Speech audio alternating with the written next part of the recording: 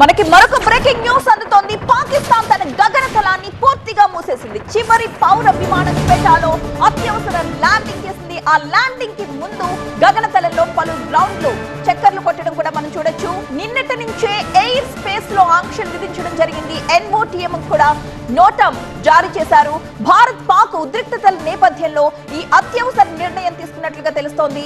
మనం చూడొచ్చు స్క్రీన్ పై గగనతలాన్ని పూర్తిగా మూసివేసింది పాకిస్తాన్. చిట్ట చివరి పౌర విమానం క్వెటాలో అత్యవసర ల్యాండింగ్ అయింది. ఆ ల్యాండింగ్ కి ముందు గగనతలంలోని పలు రౌండ్లు చక్కర్లు కొట్టింది. అయితే నిన్నటి నుంచే తన ఎయిర్ స్పేస్ లో ఆంక్షల్ని విధించింది, నోటం జారీ చేసింది. ఇప్పుడు భారత్ పాక్ ఉద్రిక్తతలు అంతకంతకు పెరిగిపోతున్న నేపథ్యంలో ఈ అత్యవసర నిర్ణయం తీసుకుని పూర్తిగా తన గగనతలాన్ని మూసివేసింది పాకిస్తాన్. చివరి పౌర విమానం క్వెటాలో అత్యవసర ల్యాండింగ్ అయింది.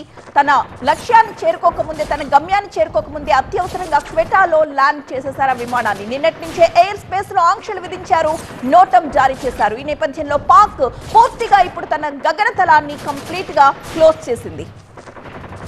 ఇటు మధ్యాహ్నం 12 గంటల వరకు గగనతలాన్ని క్లోజ్ చేయాలంటూ నిర్ణయం తీసుకుంది. మరి ఇక ఇప్పుడైతే అత్యవసర సమావేశం జరుగుతోంది పాకిస్తాన్లో. మరి ఈ సమావేశం తర్వాత ఏ నిర్ణయం తీసుకుంటుందో చూడాలి. ఇటు